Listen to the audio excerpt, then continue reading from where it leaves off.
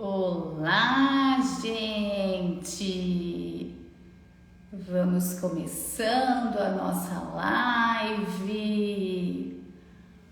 Boa noite, pessoal! Começando por aqui, nossa live padrão ouro no tratamento do TDAH. Já estamos iniciando nossa live. A Tati vai entrar para que a gente possa discutir um pouquinho em conjunto sobre estratégias do tratamento. Já temos algumas perguntinhas por aqui. Vamos lá, vamos lá. Oi, Miriam, boa noite. Boa noite, pessoal. Vou só esperar um pouquinho que a Tati vai entrar conosco.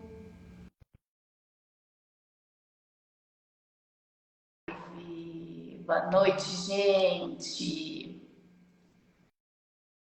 Vamos lá. Oi, Boa Tati. noite. Boa noite. Tudo bem, gente? Tudo jóia. Preparados? Temos muitos assuntos que a gente preparou para vocês. Temos algumas perguntas já que nós separamos para responder.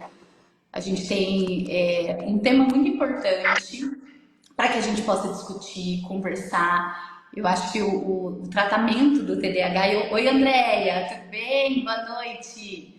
O tratamento do TDAH é um ponto muito importante para a gente discutir, né, gente? Tem vários vieses ali importantes, tanto por etapas da vida, como é que se dá esse tratamento na escola, em casa, como é que esses pais podem ajudar, medicamentos, será que a gente... será que é importante medicamento? Será que não é? Como é que a gente faz? E diagnóstico? E será que tem mesmo tanta gente com TDAH assim? Será que essa criançada, tudo isso é TDAH? O que está acontecendo por aí? A gente vai discutir um pouquinho. Então, para quem quiser, já manda aí as perguntinhas para que a gente possa ir esquentando um pouquinho a nossa live, né? Então a gente vai conversar. E uma outra coisa que a gente vai trazer também é um pouquinho sobre como acontece o tratamento aqui no CEDI. A gente vai. Oi, Tati, boa noite. Oi, Isa. A gente vai discutir um pouquinho sobre estratégias que a gente trabalha aqui no CEDI, como é que a gente organiza, como é o nosso modelo de tratamento fundamentado ali em um tratamento de qualidade para vocês. Quer falar um pouquinho, Tati? Boa noite, pessoal. Tudo bem? Hoje vai ser uma live bem especial, né? Como a Tati disse, nós vamos trabalhar vários assuntos relevantes, inclusive algumas estratégias que os pais podem ter no ambiente natural também para ajudar essas crianças, né? Algumas comorbidades, alguns desafios habituais, muita coisa boa por aí, né, Tati? Muita coisa legal. Então já vão mandando as perguntinhas. Oi, Fran, que saudade.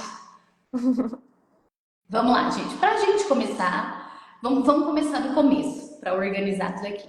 Primeiro a gente precisa falar um pouquinho sobre o diagnóstico do TDAH, né? Que eu acho que já é... Oi, Fábio, que eu acho que já é um ponto de uma discussão interessante que já pode aguçar aqui a nossa live, né? Como é esse diagnóstico? Por que talvez está tão comum a gente ouvir e antes a gente não escutava tanto sobre essa questão do TDAH, né? O que está acontecendo? O que é esse boom do TDAH? Será que tem tudo isso? Será que não tem? Por que a gente vê tanta criançada por aí com sintomas de TDAH, com uso de medicação? Será que precisa tudo isso? Então, para que a gente aqueça um pouquinho a nossa discussão, vamos começar por essa introdução, digamos assim, que depois a gente já vai costurando pela parte do tratamento, né? Para a gente começar falando sobre o diagnóstico do TDAH, ele é um diagnóstico altamente complexo, embora a gente escuta muito esse assunto e pareça não ser, né? Então a gente escuta ali uma temática, mas meu filho é desatento, mas meu aluno é desatento em sala de aula. Então, parece que ele se encaixa em alguns critérios diagnósticos do TDAH. Então, vamos lá. Então, será que essa criança tem ou não tem? E aí a gente começa a achar que todo mundo tem sintomas o suficientes para estar dentro dos critérios diagnósticos. Mas, gente, o diagnóstico do TDAH, ele é muito complexo, porque a gente está falando de critérios diagnósticos ainda novos, no sentido de estudo de literatura, né? Há pouco tempo que a gente começou a discutir e entender a complexidade do quadro, embora há muito tempo a gente já saiba que ele exista. Em que sentido que eu estou falando isso? Se a gente pega o histórico do TDAH, a gente tem um bom estudo, mas ele ainda era confundido com outros quadros, então faz pouco tempo que a gente conseguiu entender que isso era algo ali de aspectos cognitivos. Então ele já passou por aspectos relacionados a quadro de disfunção motora, enfim, a outras situações. Mas hoje a gente entende e tem a clareza de que ele faz parte de um aspecto de conjunto de funções executivas. Então a gente sabe que nós temos duas situações centrais ali no TDAH. Então a gente tem critérios de desatenção e depois a gente vai discorrer um pouquinho sobre o que são esses critérios de desatenção. E a gente tem critérios de impulsividade e hiperatividade. Para a gente chegar nesse diagnóstico, a gente precisa preencher esses critérios e a gente precisa de um conjunto de achados clínicos, que ele é feito por observação clínica, mais algumas informações de achados clínicos e que precisa se manifestar em múltiplos ambientes. Então, isso precisa estar com múltiplos informantes. Então, a gente precisa ir lá na escola, observar o padrão de comportamento dessa criança, né, Tati, dentro da Não é escola, só coletar em um dados com lugar, esses né? pais. Então, eu preciso pegar aqueles pais, né, Tati, igual a gente faz aqui no CEDIA, né, quando as crianças Fazer vêm para todo um cá. apanhado, né? Bem feito, gente, não é superficial ali, né, Tati? A gente chama esses pais e vamos lá, senta com esses pais, coleta esses dados. Então, que ambiente que essas crianças frequentam? É casa de vó? É casa de pais?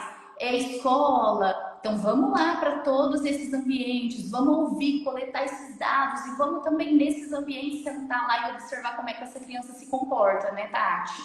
Sim, até porque muitas coisas podem causar na criança é, sintomas semelhantes aos critérios diagnósticos. Então, vamos supor que uma criança tem uma má qualidade de sono, tem uma rotina desestruturada, o sono dela não é regenerador, não deixa ela preparada para estar atenta e autorregulada no outro dia. Então, pode ser que no outro dia ela esteja mais irritada, mais agitada, mais desatenta, por conta de uma questão do sono mesmo, com uma qualidade ruim. Então, olha a importância da gente fazer todo esse levantamento, né, do contexto que ela está inserida, de como é a rotina dela, de como ela se comporta em vários contextos, e também para a gente poder ter clareza de quais são os critérios diagnósticos, de quais são as características comuns, desafios habituais, e poder olhar como um todo, né, Tati? Nós não olhamos uma situação isolada, nós olhamos Isolada. todo um contexto. E essa questão, por exemplo, do sono é muito importante, né? Porque às vezes, se a gente tem uma má qualidade desse sono, a gente vai ter comportamentos que eles podem imitar sintomas de TDAH. Se a Isso. gente tem uma criança que fica muito tempo em telas, por Então, exemplo, a também. gente também vai ter comportamentos que vão imitar sintomas de TDAH. E uma outra situação que é muito importante quando a gente coleta dados com família é que, embora pareça um pouco incoerente, mas às vezes a gente recebe famílias que também vêm buscando o diagnóstico, né, Tati? Então, às vezes a família já vem ali, ela leu muitas vezes na internet, e aí às vezes a família vem em busca do diagnóstico. Então, ela passa um checklist para nós, ela não, meu filho é assim, assim, assim, assim, assim. E se a gente não tiver um insight muito grande sobre tudo aquilo que a família está falando, a gente acaba fechando, digamos assim, esse diagnóstico sobre a interpretação da família sem a gente entender a manifestação clínica desses comportamentos em outros contextos. Então, não é só sobre o relato dos pais. A gente precisa entender a manifestação comportamental em loco, no lugar. Por isso que a gente precisa sair da clínica e ir lá observar. Sentar dentro da sala de aula, verificar essa criança, como é que ela se comporta, colocar ela sob algumas situações clínicas Então, às vezes, a gente simula situações que os pais podem trazer para nós, para ver como é que ela se comporta aqui. Então, não é em 10 minutos de conversa, em uma, em duas sessões. É em várias situações que a gente precisa colocar essa criança, observar como é esses padrões de comportamento, para a gente pegar ali a qualidade nessas observações, para que a gente possa levantar algumas hipóteses, né? É. O autodiagnóstico, a gente tem que tomar muito cuidado com isso, né? Porque como hoje nós falamos mais, temos mais acesso a essas informações, é muito comum as pessoas se identificarem com alguns critérios diagnósticos e já se autodiagnosticar. Ah, então eu sou. A fruta não cai longe do pé, então meu filho também é. Pronto, Também todo mundo é.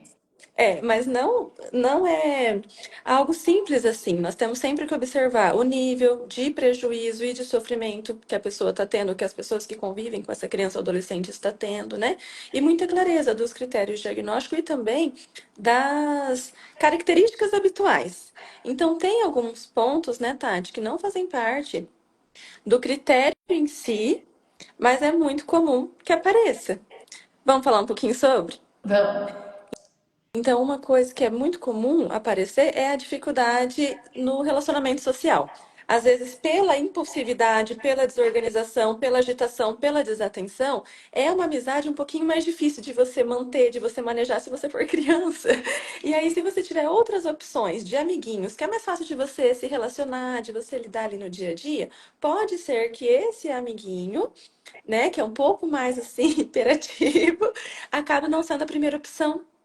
E ainda na infância, as crianças levam de uma maneira muitas vezes mais leve. Ah, não quis brincar comigo, tudo bem, vou lá e brinco com o outro. Tudo certo. Criança, ela é mais tranquila, na maioria dos casos, né? Mas quando já vai chegando ali na pré-adolescência ou adolescência, daí já vai ficando um pouquinho mais complexo. Porque daí já é uma fase da vida em que eles fazem mais questão de se sentir Aceito. aceitos, de se sentir parte de um grupo. E aí essa dificuldade no relacionamento social começa a pegar um pouquinho mais, sabe? Então a gente tem que cuidar muito disso também. Outra questão que aparece com muita frequência é a baixa autoestima. Então, muitas vezes, né, Tati, pelas questões das dificuldades nas habilidades acadêmicas, se depara ali com algumas barreiras nessa questão de aprendizagem, já começa talvez a se rotular. Ah, mas eu não consigo, eu não sou Não competente, não sou persiste, né? inteligente, né? E daí, quando depara com as barreiras, uma outra característica comum é a procrastinação, é buscar rotas, né? Mais fáceis, para não ter que persistir em alguma coisa ali que é mais difícil. E talvez não tendo muito, assim, habilidade de enfrentamento, persistência e superação, desencadeia no que? Numa baixa autoestima. No sentido assim, ah, mas eu não sou bom nisso, eu não sou capaz disso, já tentei e não deu certo. Tentou um pouquinho, na verdade, né? Porque daí a procrastinação e a baixa persistência se torna uma barreira. Aí a questão da dificuldade na organização também aparece muito e pode trazer prejuízos. Que daí, mas meu lápis estava aqui agora mesmo, onde que eu coloquei meu lápis? E aí todo mundo terminando e a criança ainda toda preocupada, procurando onde que estão as Não coisas dela, consegue tentando se se organizar para organizar, né? e para manter ali o foco, né, na questão de começo, meio e fim. E aí entra os déficits nas funções executivas, né, Tati? Que daí você pode falar até melhor que eu. E, às vezes essa criança, por exemplo, com dificuldade de organização, é uma criança que, por exemplo, na escola, gente, a carteira dessa criança ela precisa ser extremamente limpa. O ambiente escolar, o estímulo visual, cartaz, principalmente na educação infantil, a gente chega nas salas, é tanto, tanto, tanto, tanto estímulo visual. Isso para a criança que tem realmente TDAH, às vezes até para a criança típica pode ser prejudicial, porque você não consegue ter o foco. O TDAH, ele também tem um componente sensorial. Então você não consegue ali visualmente se organizar e aí você já tem o componente da desorganização.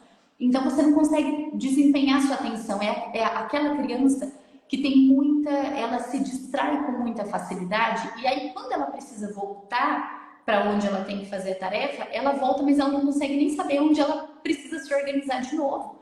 Sim, Então, para aquela criança, quando ela vem para a clínica e a gente vai fazer o tratamento e nós vamos ensinar ela componentes de organização, que é justamente essa parte das funções executivas que a Tati falou, que depois a gente vai entrar um pouquinho para falar o que é essas funções executivas e como é que a gente trata isso, porque TDAH, gente, ele é tratamento. A gente não tem essas habilidades inatas, né? A gente precisa aprender, seja Desenvolver. típico ou atípico, seja criança que tem ou não TDAH, a gente precisa desenvolver. Isso é desenvolvido na infância e adolescência. A gente precisa dar treinamento para essa criança, treinamento cognitivo e treinamento comportamental. Base do TDAH é comportamental. A gente pode ou não ter dificuldades cognitivas. A gente pode ou não ter dificuldade de aprendizagem. Às vezes a gente escuta falar de TDAH e a gente já. A primeira coisa, grande parte das pessoas, a primeira coisa que vem na cabeça é dificuldade de aprendizagem, é dificuldade na escola, é aquele adulto que não performa assim, muito bem na faculdade, no trabalho, mas não é. Não é exatamente isso. Não É aquela pessoa, aquela necessariamente. criança, é aquela criança que, o adulto também, que tem uma dificuldade social, é aquele adulto que é inconveniente, sabe? Aquela pessoa que às vezes vai falar, ele interrompe os outros, ele faz piadinha na hora que não é para fazer piadinha, é aquela criança que vai brincar, ele joga um brinquedo a hora que não é para jogar um brinquedo, que ele faz situações que não é para ser feito naquele momento. É aquela criança que tem dificuldade de aprendizagem porque a professora vai dar uma explicação, ele não tolera ouvir a explicação Opa, como um todo, ele já está interrompendo, ele não consegue fazer uma leitura de um exercício inteiro porque ele acha que ele já sabe. Então você começa a ler para ele, não, não, não, eu já sei, eu vou fazer aqui. E aí ele não ouviu uma explicação por inteiro, justamente porque ele tem esse componente da impulsividade. Então não é só uma desatenção, porque às vezes a gente pensa que é isso. E hiperatividade vem na nossa cabeça o que é aquela criança agitada. Meu Deus, aquela criança tem uma agitação imensa, não é só uma agitação. É aquela criança que perde tudo toda hora. Então é aquela criança que cai muito e se machuca muito, que não para. É aquela criança que tem uma dificuldade de esperar. Então, às vezes, você coloca a criança sob uma situação de espera, a criança tem um negócio ali que ela não consegue esperar por muito. Às vezes ela prefere sair, andar, fazer uma outra coisa, trocar de lugar do que ficar ali esperando. Né? a Então o gente tem que. social ele pode ser prejudicado, habilidades do dia a dia ela pode ser prejudicada, porque a minha filhinha Catarina tá aí, oi Cat! As habilidades do dia a dia pode ser prejudicada, né? Então, às vezes aquela criança que senta na mesa, ela derruba tudo. E aí ela vai virar chacota dos amigos na hora do recreio. Porque ele senta, ele quebra tudo, ele derruba tudo, né? Na educação física, ele é mais estabanado. Então, a gente tem que tomar cuidado com esse rótulo de ficar atento só às situações que aparecem na aprendizagem. Porque a gente tem muitas crianças com TDAH que não têm dificuldade na aprendizagem também. E aí, esse problema, ele pode ser um gerador de estresse e ansiedade lá na adolescência, né, Tati? Que aí a Tati pode Isso. também falar um pouquinho mais sobre isso, né? É Porque a porque adolescência vai ser uma ansiedade um pouco maior, a gente já tem um período crítico da vida do ser humano nessa adolescência, né?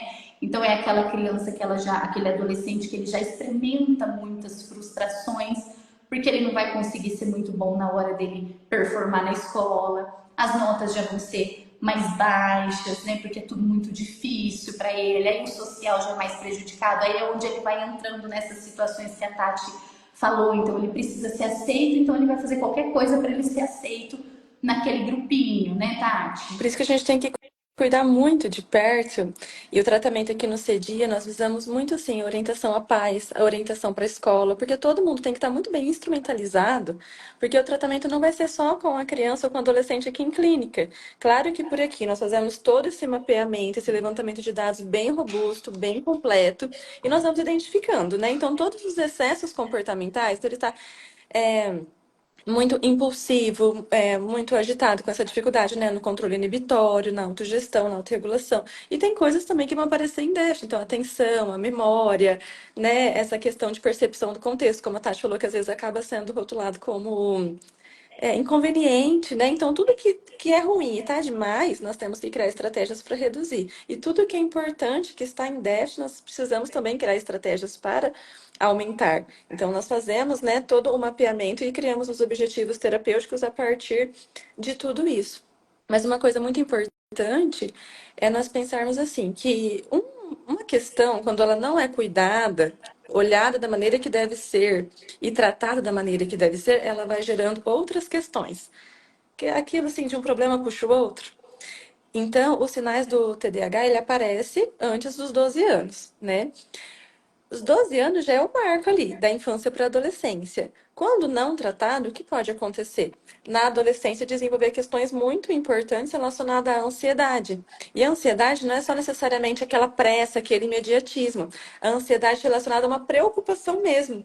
Mas e se eu não conseguir tirar boas notas? E se eu não recuperar? E se eu reprovar de ano? E se não gostarem de mim? E se não me chamarem? E se eu não for aceito? Né? Então aí vem todas essas questões de necessidade de aceitação, do social, né? Que na adolescência tem uma força maior, porque a criança ela prioriza mais a família. Conforme vai crescendo, já prioriza mais os amigos. Então, ser aceito por esses amigos é muito importante. E daí pode desenvolver questões muito expressivas de ansiedade, que causa muito sofrimento, causa muito prejuízo. Tem pessoas que psicossomatizam tão fortemente essa ansiedade por não saber lidar, por não saber gerenciar tudo aquilo, que pode ter queda de cabelo, pode ter prejuízo no sono, no apetite, aparecer manchinhas roxas no corpo, sendo que não bateu em lugar nenhum. Tantas coisas que podem acontecer fisicamente, mas na verdade é emocional, né? E daí uma ansiedade não tratada pode também, ir piorando, pode desenvolver uma depressão. Então, parece que eu não vejo saída para tudo isso. Aí as coisas que eram prazerosas para mim começam a perder a graça, começam a ficar muito desanimado, muito para baixo, né? E uma outra comorbidade bem comum no TDAH são as questões relacionadas ao transtorno positivo desafiador, o TOD, né? Porque daí, muitas vezes, por conta também dessa agitação, dessa impulsividade, toda essa dificuldade, né, no controle inibitório, no autogerenciamento ali, pode gerar um comportamento mais irritado, uma tendência a ter algumas atitudes um pouco mais vingativas, por impulso mesmo, ali na hora da raiva, já cria uma situação para tentar se vingar, né? E essa questão de desafiar mesmo, de bater de frente, porque tem baixa tolerância muitas vezes no tempo de espera, baixa tolerância à frustração por ser imediatista, né? Então, várias questões podem aparecendo decorrente de um TDAH que não foi identificado, que não foi cuidado, trabalhado, né? Então, nós precisamos, sim, tomar cuidado com o autodiagnóstico, mas a partir da hora que todos esses critérios que nós estamos conversando por aqui tiver atingindo um nível que está causando algum tipo de prejuízo na área social, acadêmica, familiar, sofrimento para a pessoa, para quem convive com a pessoa, é importantíssimo buscar uma ajuda especializada, né, Tati, para poder fazer todo esse mapeamento, toda essa investigação. O tratamento em si, né? Porque assim, a gente sempre fala que o tratamento ele envolve o contexto. Hum, Então, não é só a criança, a gente precisa também desse processo de orientação de pais. O tratamento em si, a nomenclatura que a gente usa para o tratamento é multimodal. Então, são múltiplas intervenções para múltiplos contextos, para atingir necessidades diferentes em diferentes etapas da vida. Mais ou menos isso, né? Então, o que a gente precisa fazer com essa criança, com esse adolescente? Precisa entender aonde nós vamos atingir as necessidades naquele momento. E que profissional que a gente vai associar. Só que pais e escolas não têm chance de ficar de fora. Tá? Então, isso a gente precisa colocar ali. Então, quando a gente precisa associar uma família, gente, é logo que a família chegar no tratamento. Então, essa família precisa receber orientação, essa família precisa aprender a lidar com alguns comportamentos, essa família precisa aprender a fazer a leitura daquele filho. Então, como é que aquele filho vai agir? Como é que aquele filho tende a se comportar? Como que aquela família também tende a emitir alguns comportamentos que podem minimizar os déficits do TDAH? Por quê? O quadro em si, um dado muito importante da gente se lembrar que o ambiente ele vai propiciar um quadro que ele pode ser um impacto nulo, quase nulo, ou impacto severo, dependendo do ambiente que essa criança está inserida. Então, quando a gente fala isso, é algo muito interessante, porque às vezes as pessoas falam assim: ah, então quer dizer que eu vou ter que ficar fazendo tudo pelo meu filho? Como é que é? Explica isso melhor. Como que funciona isso, gente? Se eu tenho uma criança com TDAH, que eu já sei que o quadro ele propicia, por exemplo, muita desregulação emocional, porque a gente também tem que entender o que está afetado naquela criança, porque o TDAH ele também é um espectro. Então, ao mesmo tempo que numa criança ela vai afetar mais uma inflexibilidade cognitiva, uma desregulação emocional, na outra vai ser uma criança um pouco mais impulsiva, enfim. Então a gente precisa entender como é que é aquela criança. Se eu sei que no meu filho ele é uma criança um pouco mais tem mais desregulação emocional, uma criança um pouco mais explosiva. E se ele tem um ambiente onde os familiares eles são também muito explosivos emocionalmente, essa criança ela está num degrauzinho aqui. Ela vai ter acesso a um ambiente que todo mundo explode emocionalmente. Ela não vai ter a chance de aprender comportamentos mais compatíveis que ajuda ela a minimizar isso daqui. Pelo contrário, ela vai fazer isso aqui. Então ela vai subindo, vai subindo. Então ela vai ser muito mais explosiva que os próprios familiares dela. Então os comportamentos do TDAH dela, eles vão ser severos, porque ela está inserida em um ambiente que propicia que isso daqui suba, que aumente. Então vocês entenderam a complexidade do que o ambiente vai propiciar para ela? Então é esse ambiente que vai fazer, que vai moldar esses comportamentos. E aí tem uma frase muito interessante da gente se pensar que o ambiente familiar, ele é o ambiente que mais modula o comportamento um dos outros. Então, sabe aquela frase que a gente escuta assim? Filho é o espelho. Filho é o espelho. Não tem para onde a gente correr. É isso mesmo. Porque é ali que a gente influencia os comportamentos um dos outros. Então, os pais precisam. Então, às vezes a gente tem, por exemplo, pais que vêm aqui. Se eu tenho a genética do TDAH, gente, a herdabilidade é muito forte. Então, por exemplo, se eu tenho uma criança com TDAH, se a gente vai dar uma mexidinha ali na família, vai investigar, você vai ter uns 80% ali de chance daquele pai, daquela mãe ser TDAH também. Se a gente vai olhar e se a gente não ajudar aqueles pais também não vão ter comportamentos e repertório compatível para ajudar aqueles filhos, né, Tati? Então é aqueles pais, por exemplo, que vêm para cá que esquece de trazer o filho em terapia, que chega atrasado, que esquece de fazer às vezes uma atividade, e aí aquele filho também não consegue se organizar. Aí a gente vai para a escola também relata a mesma coisa, que a criança às vezes não leva bolsa, não leva estojo, não leva óculos. Então essa criança não vai tendo a chance, a oportunidade de ter repertórios que podem ser minimizados, porque ela está num ambiente que não concorre positivamente com aquilo. Então, se a gente não tiver bons critérios de orientação parental com essa família, a gente não consegue. Não adianta essa criança vir para cá sozinha. A gente fica Não. dando murro em ponta de faca, né, Tati? Exatamente, é o que a Tati falou, né?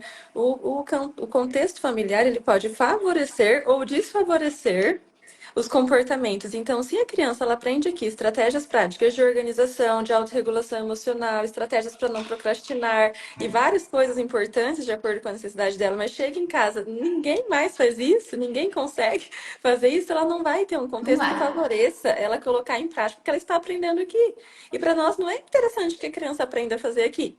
É que ela leve isso para a vida, generalize essa habilidade, né, para os contextos naturais dela, para a escola, para a casa, para a igreja. Então a família, ela precisa entender muito assim que a criança ela aprende mil vezes mais de imitação do que só de você falar, Aprendizagem não, organiza, guarda suas social, né? coisas, né? Mas se você não faz também, se você também tem uma dificuldade expressiva, nítida ali de desorganização, é difícil a criança conseguir seguir o que você está falando se você não está dando exemplo, se você não está dando um modelo, né? Em relação a isso, de orientação aos pais, tem algumas dicas que são bem importantes que nós falamos bastante por aqui, né, Tati? Temos que tomar muito cuidado, pessoal, em relação à comparação. Ah, mas por que que você é bagunceiro desse jeito? O filho da fulana é todo organizadinho. Ele chega e já guarda as coisas no lugar. E daí aquela questão de desafios habituais, né? Características comuns da autoestima rebaixada, né? Fica mais ainda. Por quê? Porque a criança já se sente comparada e colocada para baixo ali, né? Então é muito importante focar em feedbacks positivos. Então, assim, olha, tô vendo que você esqueceu de guardar a sua bolsa. Que tal você ir lá guardar? Ah, que lindo, ficou muito melhor assim. Então, você dá aquela dica, aquela segunda chance, a criança fez, você já dá um elogio, já fala, olha como que ele já chegou hoje e guardou para esse comportamento sendo fortalecido. Porque senão a gente só fica pontuando, não faz assim, assim não é bom, assim não é o certo. E quando a criança faz o certo, muitas vezes na corrida do dia a dia, passa. E a Passa, gente esquece de falar as coisas boas, aí acaba, parece que sempre enfatizando muito mais as coisas ruins. Isso prejudica até no vínculo familiar também, né? A criança se sentir assim desvalorizada, né? Por isso que isso mexe muito com a autoestima, né? A Kedna falou ali que o certo, então, é a família toda fazer terapia. Mais ou menos, Kedna, quando a gente fala da orientação parental, mais ou menos isso. Seria os pais receberem algumas orientações, né? Que é muito parecido com o que a gente faz ali no CEDI. A gente tem um grupinho de pais que a gente vai colocando alguns pontos. Quando é necessário, chama os pais para cá, para passar por algumas sessões, né?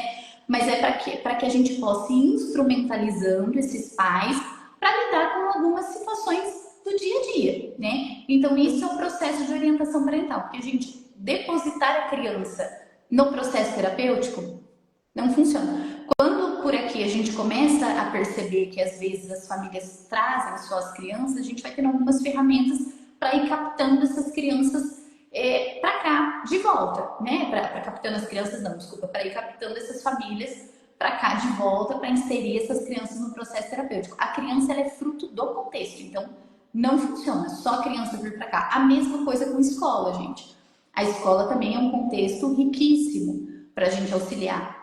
Quando a Tati fala essa questão ali da família, do reforço positivo, principalmente a criança com TDAH, ela tende a sofrer muitas frustrações, porque ela é aquela criança que a gente está frequentemente elevando nelas coisas negativas, principalmente os amigos na escola, principalmente essa idade ali, 10, 11, adolescência, então é um massacre, né? Porque aí é aquela criança que derruba muito, então ele vira chacota. É aquela criança que tira nota baixa, virou chacota, né? Então é aquela criança que ela tende a sofrer mais bullying, porque ela é alvo dessas situações. Então muitas coisas que ela faz acaba propiciando alguns pontos que vão fazer com que essa parte social e emocional, né, Tati, também fique mais prejudicada. Então, se a gente não tomar cuidado com isso, se a gente também não entrar dentro daquela escola e não instrumentalizar esse professor para que ele tenha ferramentas para trabalhar todas essas questões com as outras, com os amiguinhos e a parte também de acomodação curricular,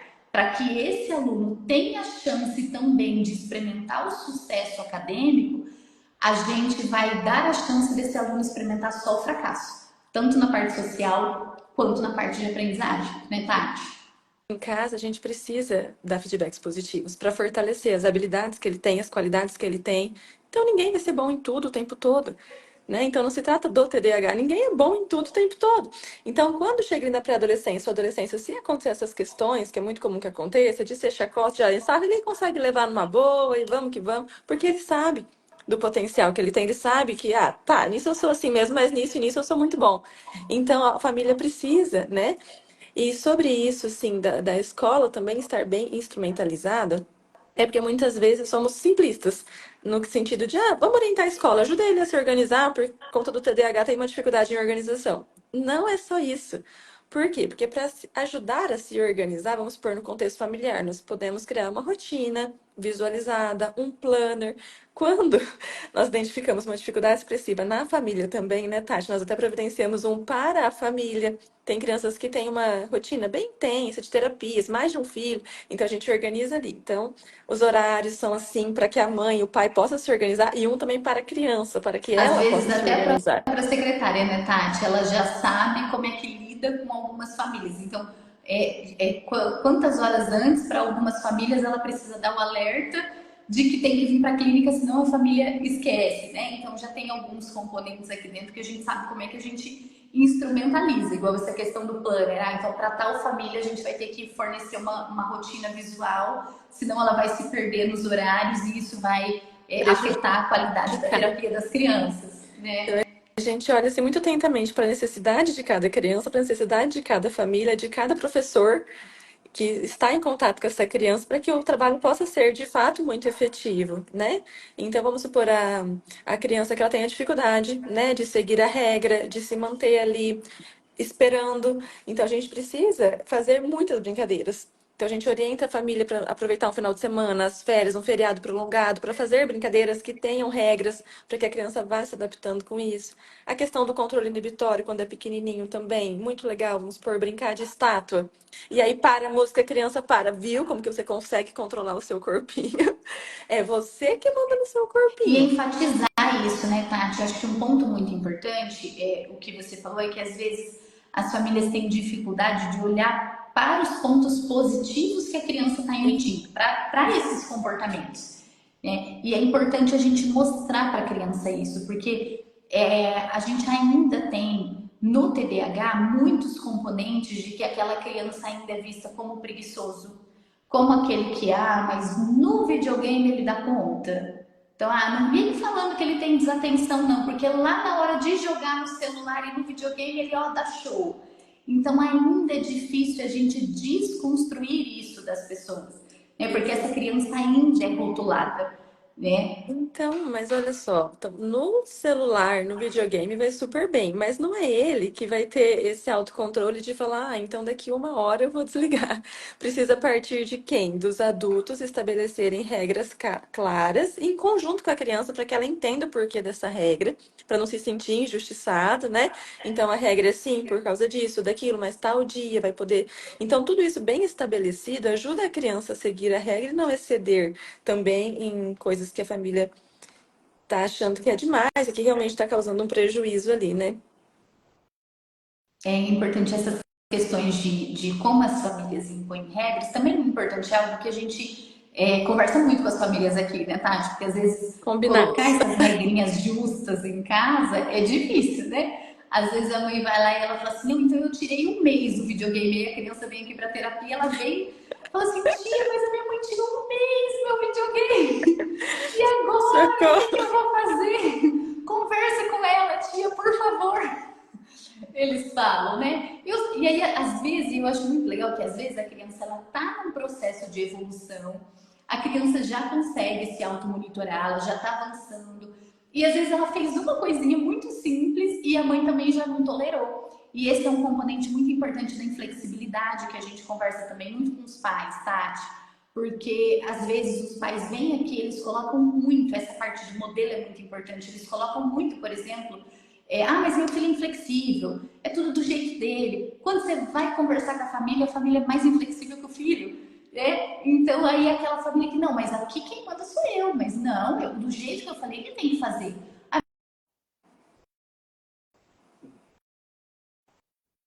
Então, para você desconstruir isso também da família, né, de opa, então em que momento que você também passa modelo de flexibilidade para esse filho? Aí às vezes a mãe também não tolera a sua orientação com isso. Então, mas como assim você está me dando uma ordem de como é que eu vou fazer dentro da minha casa?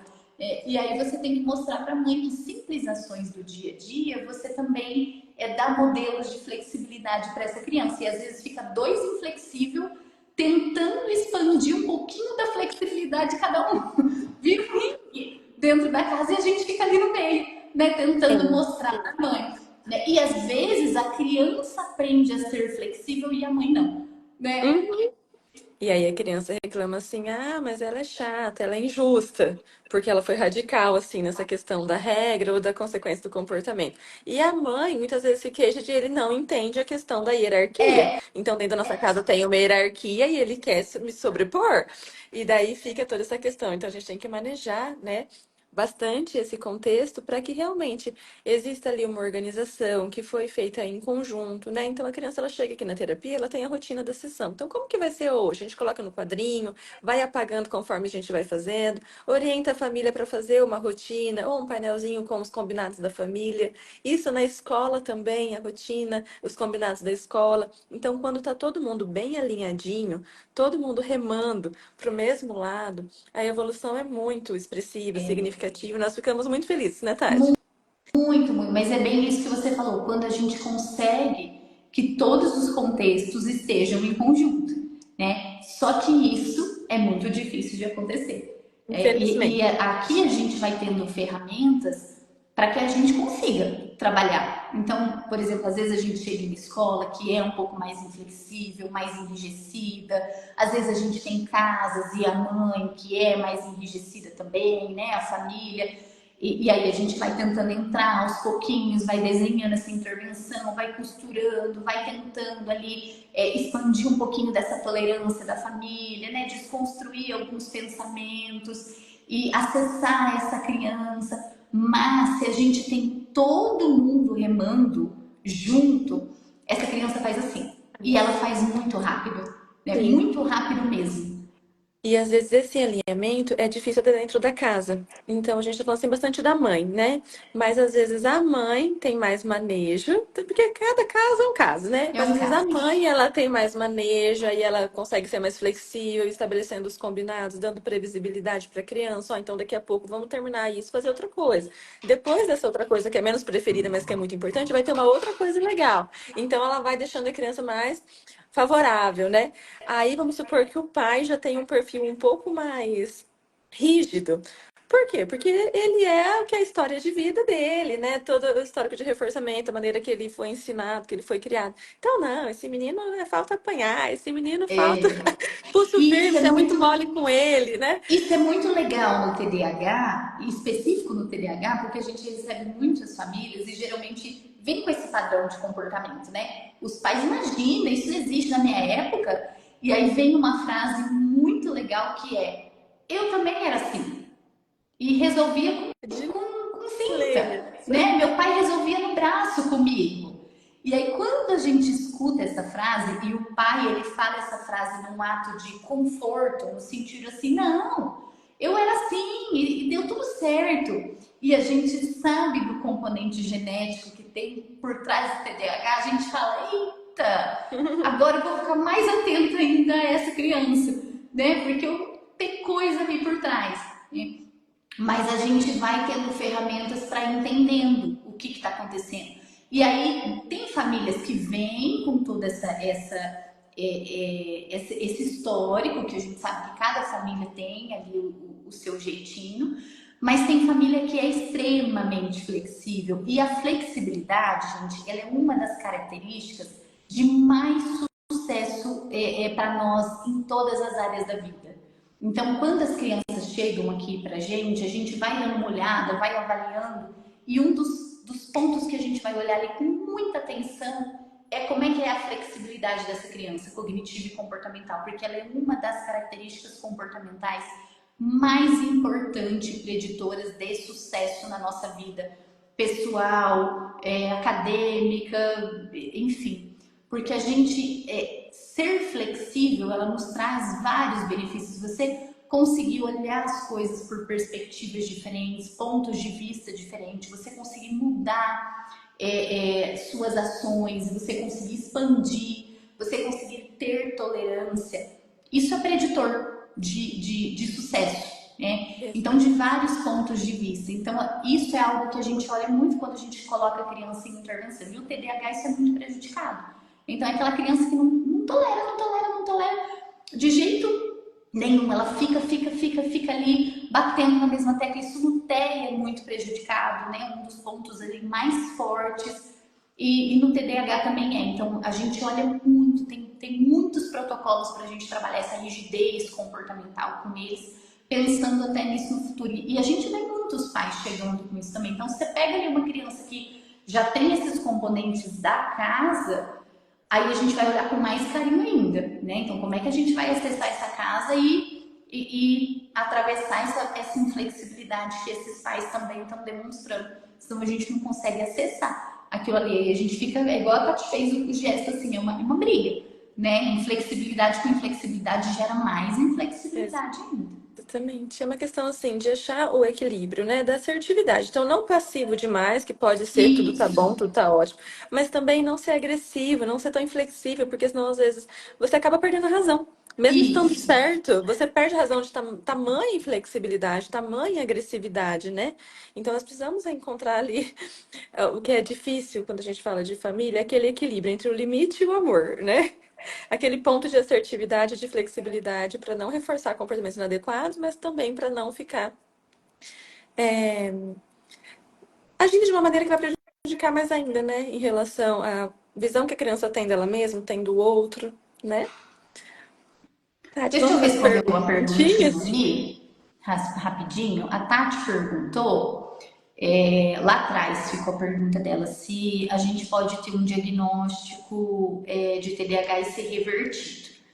Tati, é o seguinte, por isso que a gente precisa, antes do diagnóstico, eu bato muito nessa tecla quando o pessoal chega aqui na clínica, ser cauteloso. Embora nós temos muitas informações, o diagnóstico é complexo, muito complexo, tá? Então temos que ser cauteloso antes de fechar o diagnóstico. O diagnóstico não é revertível. A gente minimiza o impacto, mas a gente não tem reversão. A gente tem muitas informações, mas a gente não tem aumento de prevalência do diagnóstico. Então, quando a gente fala assim, ah, mas tem aumento de TDAH? Não temos, gente. Não temos aumento de informação. Não temos aumento de prevalência. Ainda temos 5% na infância e 2,5%, 3% no adulto. Por que que temos essa diferença de porcentagem no adulto? Por que o adulto é menos? Porque o adulto tende a ter uma remissão de sintomas e essa remissão ela acontece por um fenômeno que nós chamamos de maturação cerebral. O adulto ele tem mais controle de comportamentos e ele tem mais controle, ele consegue inibir mais os comportamentos. Então, o TDAH ele tende a ter essa remissão, por isso que a gente tem 5% na infância e 3% no adulto. Porém, a gente tem 70% das crianças que vão manter os sintomas enquanto adulto e nós temos desses 70, 15% que vão manter os sintomas graves ainda na fase adulta. O que vai mudar tudo isso é justamente o tratamento lá na infância, que hoje nós temos e entendemos como faz o tratamento, tá? Porém, temos que submeter a essas crianças a tratamento correto e tratamento de qualidade. Não pode ser qualquer tratamento, não pode ser tratamento, a criança vai e tem que ser o modelo correto. Então, o que compete ao tratamento? Antes dos 5 anos de idade. Essa informação é valiosíssima para que vocês não tenham acesso a qualquer tipo de tratamento, tá? Então, quem está assistindo aí, anota isso, guardem para que vocês, quando for buscar tratamento, saibam cobrar o que vocês precisam para o filho de vocês. Antes dos 5 anos de idade, quando nós temos suspeita, hipótese, porque não temos diagnóstico nessa idade. Hipótese, tratamento é orientação parental. Nós podemos submeter a criança a alguns treinos de funções executivas que precisa ser muito bem feito, porque nós temos hipóteses. Tem que ser pessoas que sabem muito bem fazer esse treino de funções executivas. Pós 5 anos de idade até ali adolescência, a gente precisa colocar a criança em treinos, psicoeducação, orientação parental contínua, orientação escolar precisa adicionar aqui, tá? Então, pais, escola e a criança. Essa criança pode ser que ela precisa de um TCC, cognitivo-comportamental, com a psicóloga e a terapia, a parte psicoeducacional, que seria terapia, a parte cognitiva, uma psicopedagoga para estar trabalhando componentes cognitivos. Pode ser que a gente precise associar uma fono para trabalhar ali, para a gente verificar alguns componentes ali também, e precisa ser, quem sabe, também trabalhar com essa criança, tá? Por isso que a gente tem que investigar essa criança, mapear as necessidades dessa criança, não é sair colocando. Chegou lá na adolescência, psicoterapia sem falhar, direto e reto. Psicoterapia, trabalhar questões emocionais, né, Tati? Parte comportamental, emocional, tem uma demanda imensa. Adolescência é um turbilhão de sensações e E tem sentimentos. hormônio, Então, tem tudo misturado. tudo junto e misturado. Adolescência, quem tem adolescente aí, eu tô com pré-adolescência, que meu César tá com 11. Eu bato lá na sala da Tati quase todo dia. Tati, ó, O horário para o César, porque embora eu tô na clínica com a Tati, Não tem horário, não tem tadinha. horário pro meu Por filho, isso gente. não Não tá na tem lista. horário pro meu filho. Desde janeiro eu tô batendo na sala dela. Cadê o horário do César? É Cadê? porque como ela é de Tá? casa, tadinha, vai ficando. É casa de ferreiro espeto de pau. Então não tem. Vou deixar isso público para vocês aqui que eu passo aqui. Que Não tem horário pro vergonha, filho. Tati. Enfim, quem sabe agora com essa vergonha eu consigo um horário para ele, né? Vou arrumar. Acho que agora sai o horário. Acho que faltava isso. Enfim, aí a gente precisa e precisa também de orientação parental para lidar, porque a adolescência ferve ali, né? Tudo junto e misturado, então precisa. E depois adulto, gente, precisa de psicoterapia. Quando entra medicação, quando a gente associa médico, quando o impacto é muito forte, muito importante, medicação não instala comportamento. Vem medicação quando a coisa é ali um pouquinho mais robusta, quando a gente tem impactos moderados e severos, tá? Se a gente consegue caminhar para um TDAH leve, pode ser que a gente caminhe com ele sem medicação, tá bom? Mas ele é um tratamento de base medicamentosa também. Medicamento e terapia. Não é uma coisa, não é outra coisa. Tá? Então a gente precisa, mas medicação não instala comportamento. Quem vai instalar é a terapia ali que vai estar ensinando. Medicação vai organizar esse cérebro para ir para a terapia e receber esses estímulos, tá? A medicação não vai ensinar a criança a ser menos impulsiva. A medicação não vai ensinar a criança a ler, que ela está com dificuldade de ler na escola. A medicação só vai fazer ela ficar mais atenta e a terapia vai ensiná-la a fazer a leitura, tá? Então isso E é é, uma ponte muito importante. e é bem legal esclarecer que existem várias áreas da psicologia, né? Psicologia é muito ampla, tem várias abordagens, e as abordagens, né, mais indicadas para trabalhar nessa questão do TDAH é a análise do comportamento ou a terapia cognitivo-comportamental. Ok? Uma coisa muito legal também que a Tati falou, e eu gostaria de enfatizar para ficar bem claro para vocês, é que não necessariamente precisa ter um diagnóstico fechado para É verdade. começar uma intervenção.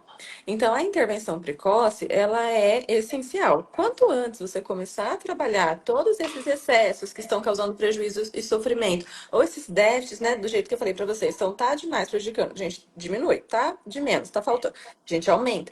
Então, isso não precisa de um diagnóstico fechado. A gente trabalha a partir desses sintomas e desses prejuízos que a família traz para nós, que a escola traz para E nós, às que a vezes a própria gente nem fecha, criança. né, Tati? Ah, e pegando esse gancho, um ponto muito importante é, muitas vezes a criança chega com essa queixa para a clínica, né, Tati?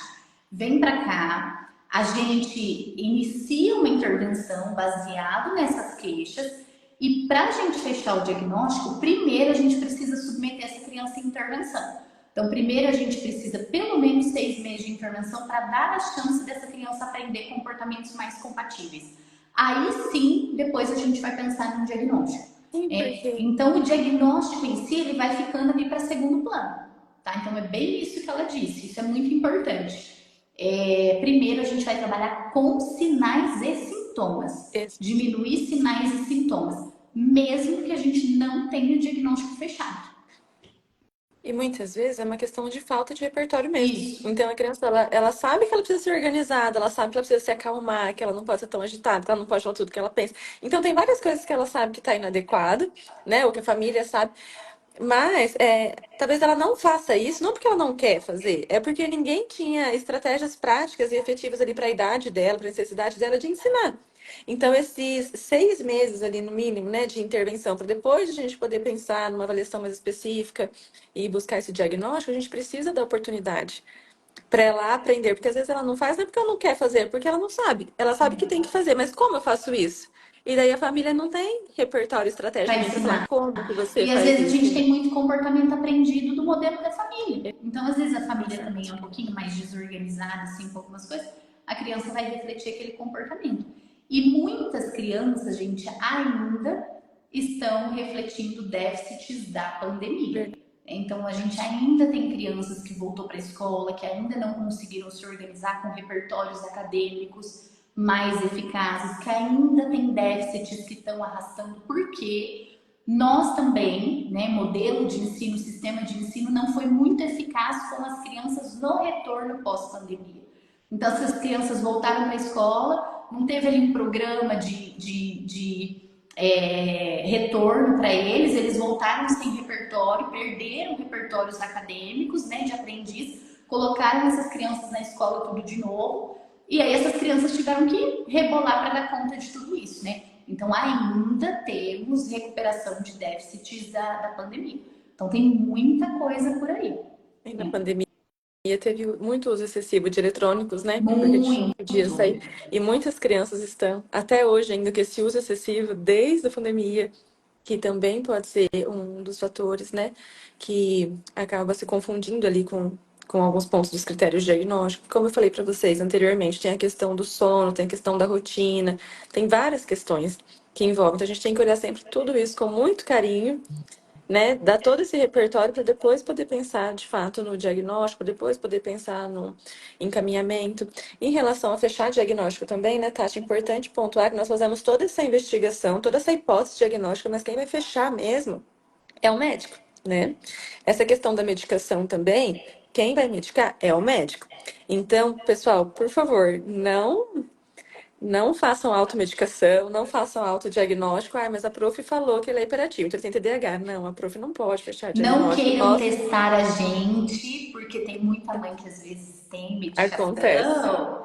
Vamos contar esse segredo, Tati. E às vezes a mãe dá a medicação e fala assim: ah, a gente é professora, as mães fazem isso com as profs, tadinha das profs.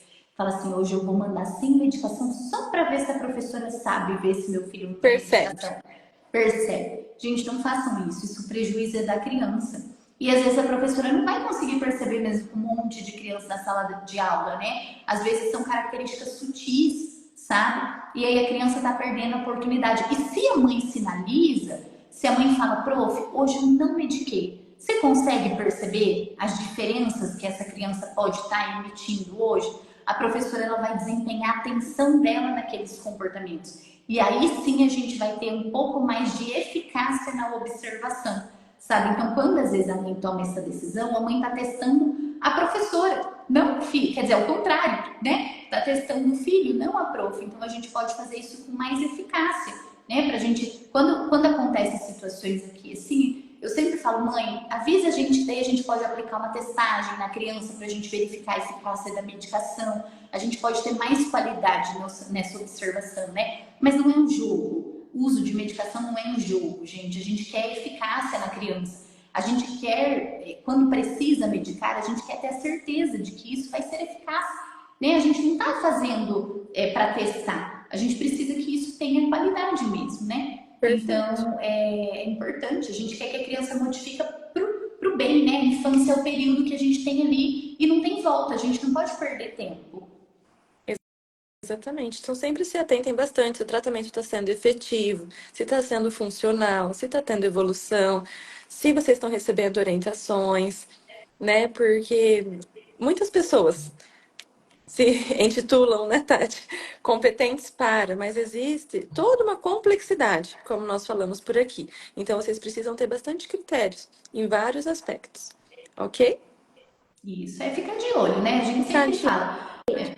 Mede a evolução do filho, né? Vejam como é que tá, o que, que vocês estão vendo nesse tratamento. A gente sabe que o tratamento, o retorno é demorado, não é fácil de se ver, né? processo, né, Então não é algo gradativo. que em um mês a gente vai conseguir ver, né, Tati? Mas fiquem de olho se vocês estão percebendo essa evolução na criança, cobrem evolução, tenham critérios, tanto critérios para escolha de profissional, critérios para verificar essa evolução, critérios de devolutivo. Então, olha, profissional, me passa como é que tá, o que está sendo trabalhado com o meu filho, disparou o alarme aqui. Critérios do que está sendo trabalhado com o meu filho, né, para que a gente possa, para que vocês possam ter uma terapia de qualidade com a criança de vocês. Então é isso, né, Tati? Espero que tenham Gente, muito gostado obrigada. e até mais. Até mais. Boa noite, pessoal. Tchau, Obrigada. Beijo. gente.